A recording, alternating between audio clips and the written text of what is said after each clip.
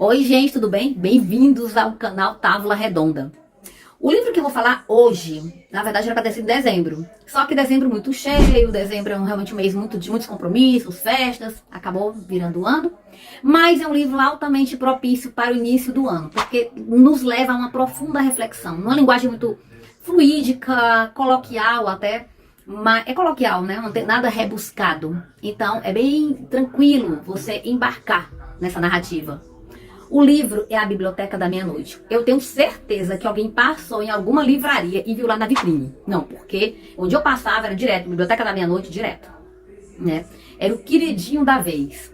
É bom também deixar aqui claro, eu vou deixar aqui bem claro, tá, gente? O que é um leitor, né? Porque ele foi o livro da moda.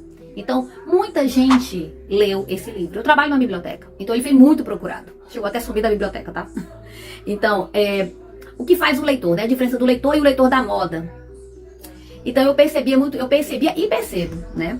Quando o livro ele chega numa biblioteca, então é uma fila imensa, mas se você oferecer Senhora José de Alencar, que virar para o canal, o Guarani, ou qualquer outro livro, né? Ou da nossa própria literatura, ou qualquer outro que não tem essa evidência toda, mas que está lá na prateleira, ele não é visto. Ele é visto porque tem os holofotes. Então, essa questão de ser o leitor da hora, né? O leitor da moda. Então, o intuito também desse canal é levar a análise de livros para que haja esse despertar. Porque é isso que vai tornar o leitor. Né? Você pegar aquele livro, um livrinho, não importa o volume, mas ele começa a ler e faz a imersão, entende o que ele está falando. Não foi porque tinha um holofote ali em cima dele. Não desmerecendo, porque o livro é maravilhoso. Tanto que nós lemos e foi maravilhoso. Né? Altas reflexões, é verdade. Mas sim, foi o livro da moda. Como tem outros aí, né, que vão aparecendo, aí as pessoas vão lá para ficarem conversando em uma roda, não sei, para postar no Instagram, né, a leitura atual. Mas é massa quando eu vejo uma leitura que não tem nada a ver com a moda, né? É massa quando a gente olha que é uma leitura de um livro assim que tava na prateleira e ele te encontrou, né? Ele te encontrou. O livro escolhe também, é uma coisa meio mágica, sabe? O livro escolhe a gente. Então vamos lá. A Biblioteca da Meia-Noite, ela é um livro contemporâneo, escrito pelo inglês Matt Haig. É um britânico, né? Casado, pai de 2 filhos, jornalista. E muito do que ele escreve, pelo que eu fui investigar, ele quando tinha 24 anos, ele teve um momento, não sei se é uma palavra, um colapso mental, mas ele teve questões assim, existenciais, questões muito sérias, daquele momento da vida dele, aos 24. E isso repercutiu nas suas, digamos, nos seus livros, né? Ele é um escritor premiado, né? Os livros são traduzidos para 30 idiomas, não é pouca coisa. Mas até hoje, pelo que eu li sobre ele ainda sofre de ansiedade. Ele tem 50 anos, né? E ainda sofre de ansiedade. Vejam como o negócio é sério. Então o livro, A Biblioteca da Meia-Noite, é a história de Nora Cid. Uma mulher de 35 anos, nova, uma mulher nova. Eu digo que é uma adulta nova. Não transitou para os 30, mas é uma adulta nova. Realmente é uma mulher nova. Ora, se no conto de Natal, o Scrooge ele muda a vida dele na velhice, depois da visita dos 3 fantasmas, Nora Cid com 30 não muda por quê? Não é verdade? Mas afinal, quem era Nora Cid nessa história toda? Essa personagem principal. Na verdade, quando eu fiz a propaganda e coloquei no TikTok, enfim, eu coloquei, gente, existem várias Nora Cids. Nora Cid, então somente, é uma moça de 35 anos que mora sozinha com o seu gato. Foi colocada até como a tia do gato, né? Toda mulher sozinha, solteira, que não tem uma vida afetiva, não tem uma vida social, que se torna chamada estereotipada a tia do gato, né? O que não é uma coisa interessante, né? Não é uma coisa interessante porque ficou o símbolo da solidão, né? E realmente ela era uma pessoa solitária. A personagem era solitária. O que aconteceu com ela não era diferente de muitas pessoas. Eu vou falando e fazendo uma analogia com a vida, porque é isso que nós fazemos no clube de leitura. A gente conversa e vai aprendendo e analisando esses personagens. Nora Cid, os pais separados, cada um por um lado, e ela é o único irmão, o irmão seguiu a vida dele, tinha a vida dele, ela foi levando a vida dela com a infância, a adolescência, um acúmulo de traumas, né, de situações emocionais mal resolvidas, na verdade. Na história bem se vê que ela não tem aquele ciclo de amizade, ela não tem. Ela sofre de uma baixa autoestima. O livro, na verdade, ele é atemporal, porque as situações emocionais vividas na infância, que foram para a adolescência, a mãe distante e o irmão, por sua vez, foi seguir a vida dele, né? Embora tivesse um contato, Mas tinha um contato, eles eram amigos, mas acontece que tinha a vida dele. Cada um foi seguindo a sua vida. Afinal de contas, ela tem 35 anos. Arranja um emprego em Bedford, lá no interior da Inglaterra, como eu disse, escrito em inglês. E lá ela se esconde. É aquela história que a pessoa arranja um emprego e se esconde. Então o nome é a Teoria das Cordas, que é uma loja de instrumentos musicais. O nome se chama Teoria das Cordas, fazendo a referência, né, na parte da física. Pelo que eu lembro, tem a questão dos elétrons, dos quarks, né, que eles têm uma vibração vibração no universo e vão se entrelaçando, a Teoria das Cordas, pelo que eu lembro. E o próprio proprietário, digamos assim, o dono da loja, ele chama uma vez a Nora e diz, por que você faz isso? Uma menina é formada em filosofia, tem talento, por que você, como que desperde seu tempo em estar aqui na minha loja? Não desmerecendo a loja dele, mas é porque ele viu o potencial dela. Veja bem, quantos chefes fariam isso, né?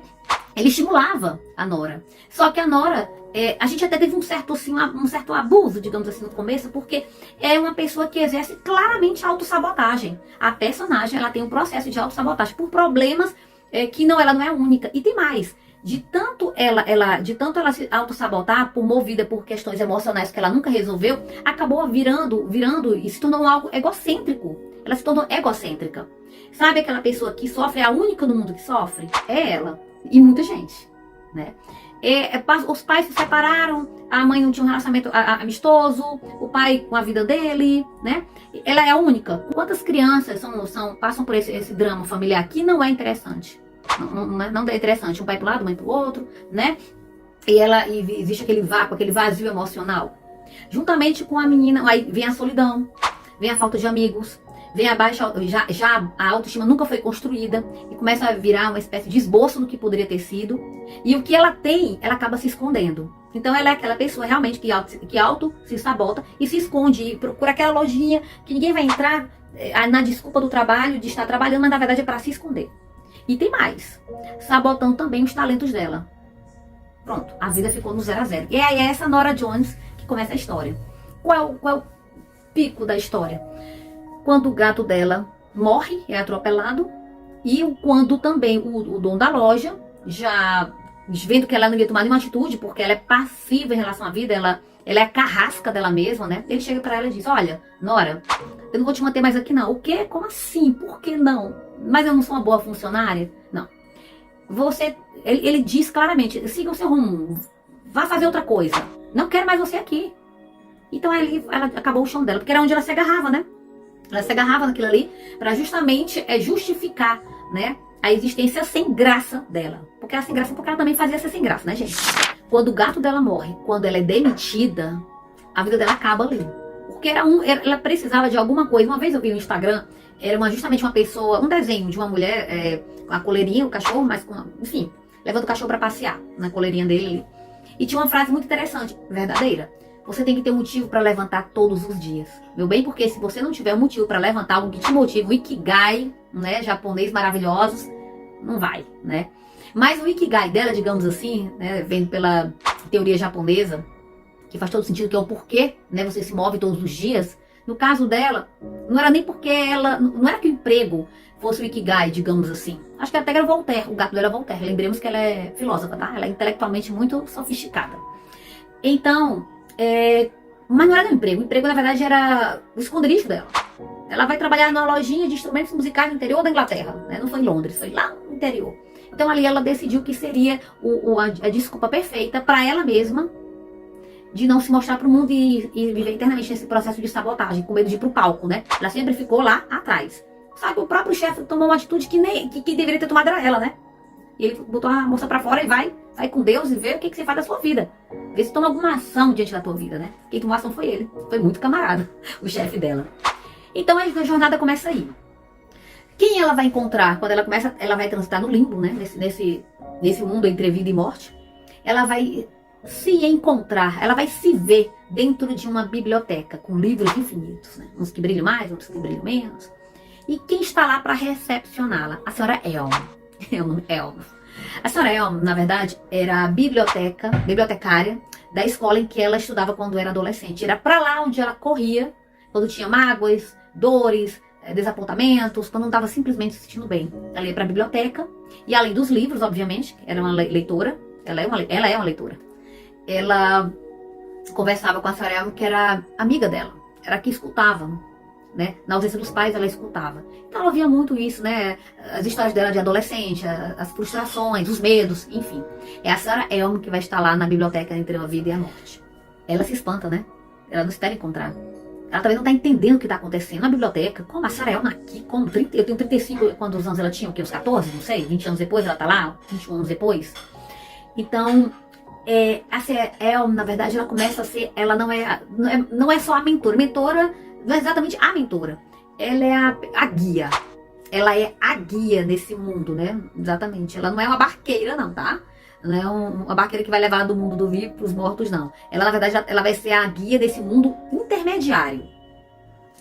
Então, ela começa um diálogo ali entre elas, Então, ela pergunta, ela vai mostrando aqueles livros.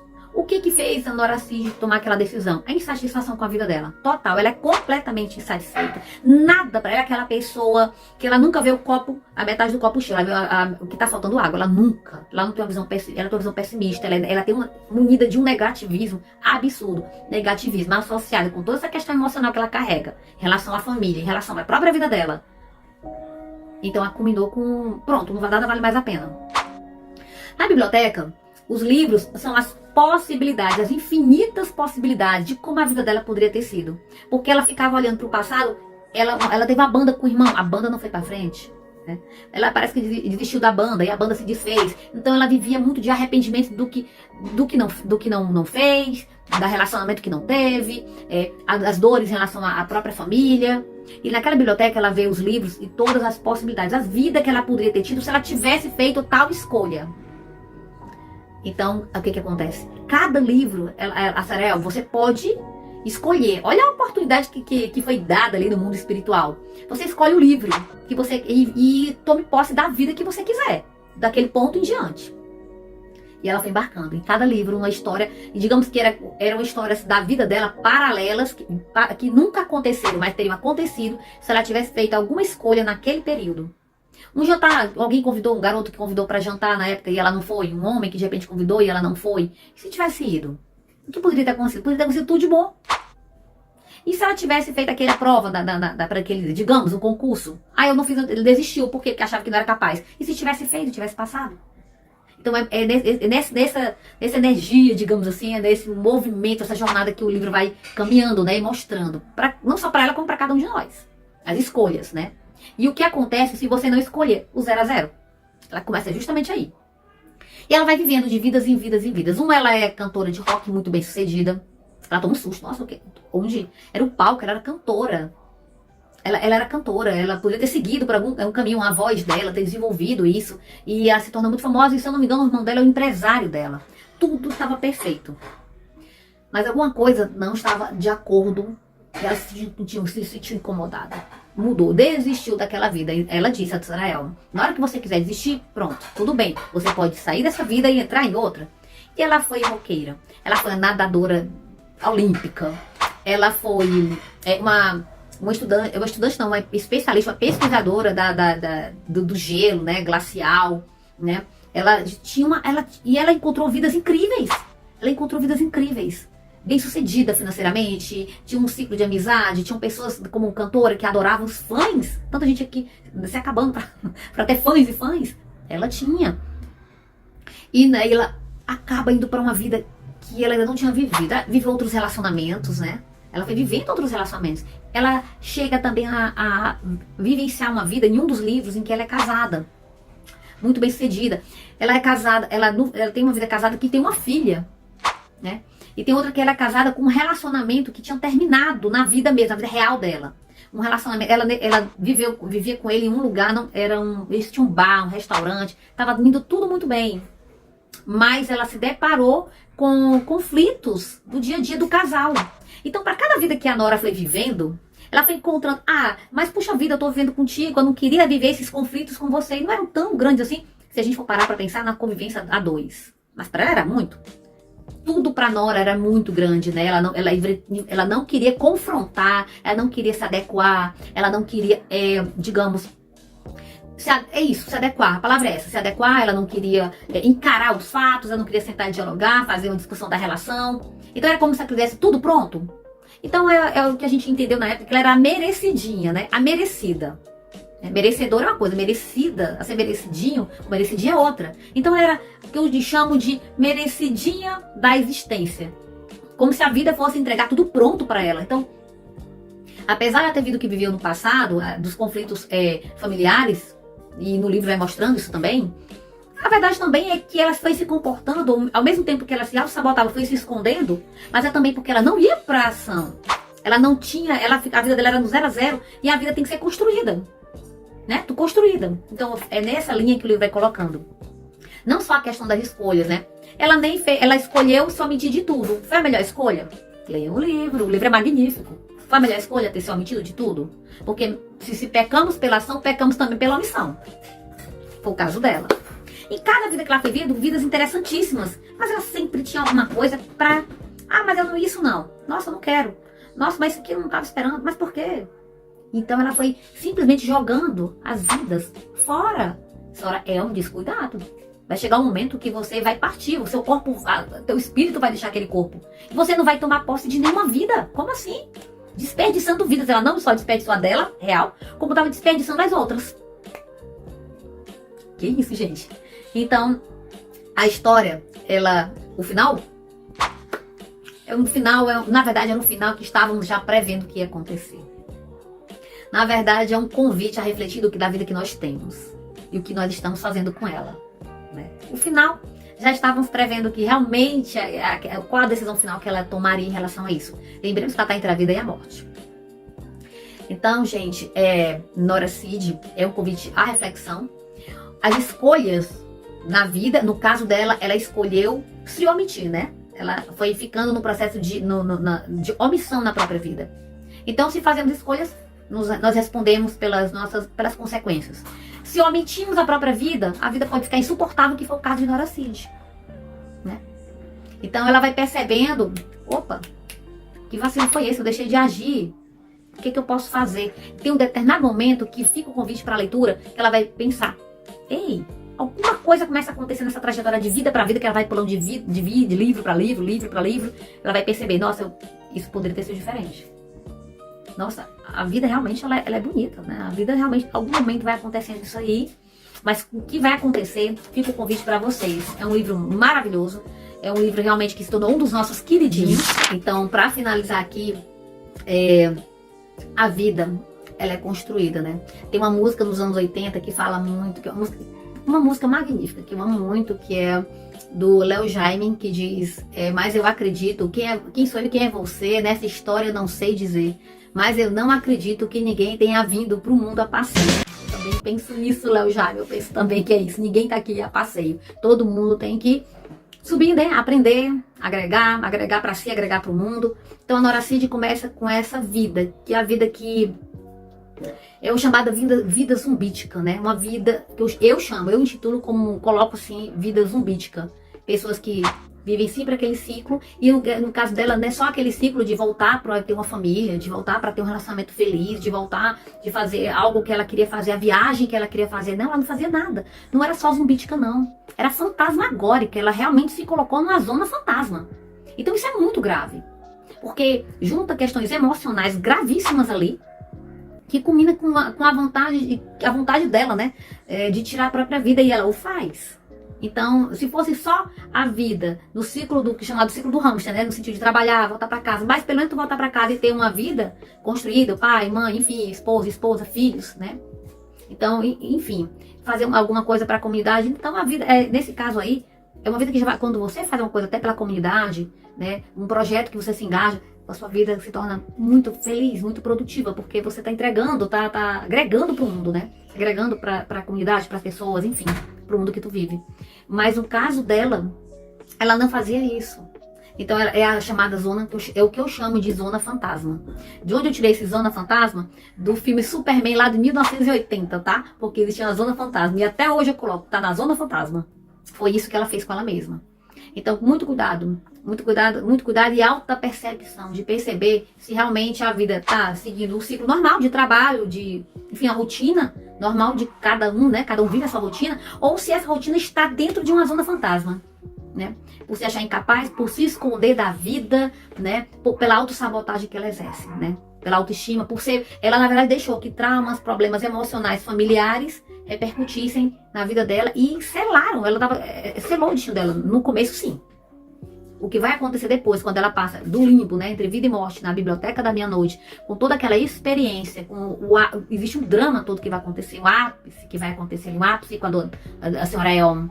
Então, o que vai acontecer ali é o que vai definir o que ela vai tomar, o que ela vai realmente fazer com a vida dela, né? Qual a decisão que ela vai fazer.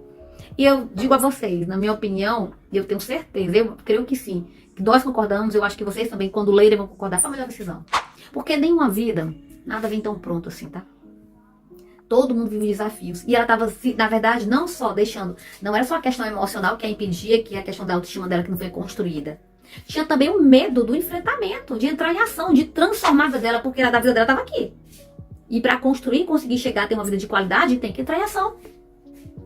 Tem que fazer as coisas acontecerem.